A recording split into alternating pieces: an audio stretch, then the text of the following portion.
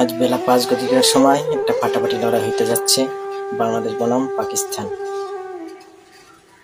Series নিশ্চিত match. এই ম্যাচেই সিরিজ নিশ্চিত হবে হোয়াইটিশ। সিরিজ নিশ্চিত হয়ে গেছে গত ম্যাচে, বাংলাদেশ সিরিজ জয়ী। আমরা চাই পাকিস্তানকে কি একটা হোয়াইটিশ করা হোক, কারণ তারাও তাদের দেশের মাটিতে আমাদেরকে হোয়াইটিশ করেছিল। ভরপুর শুভকামনা রইল প্রিয় টিম বাংলাদেশের জন্য। আর দয়া করে নাইম শেখকে দলে আর একটা বারের জন্য চান্স দিয়েন না। আমরা দলকে তামিমের বিকল্প তামিমকে পেয়েছি, ইমরুল কায়েদের বিকল্প ইমনকে পেয়েছি। সায়েন্স বলে ইমন রান না পাইলে তামিম পাবে,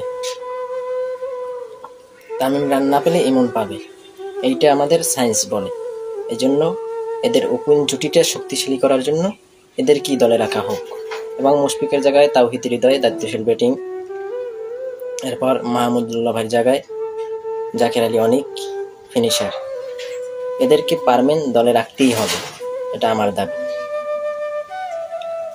দেখেন, আমাদের বাংলাদেশের ক্রিকেটের সময়টা খুব খারাপ গেছে, এই জন্য আমরা ফুটবলের দিকে যোগ দিয়েছিলাম, কিন্তু আমাদের ক্রিকেট আবার ঘুরে দাঁড়ালো, এই জন্য আমরা আবার ক্রিকেটের দিকে ফিরে আসলাম।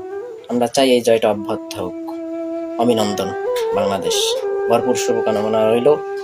আজকে আমরা হোয়াইটিশ করে দেব পাকিস্তানকে। খেলা হবে বেলা 6টায়।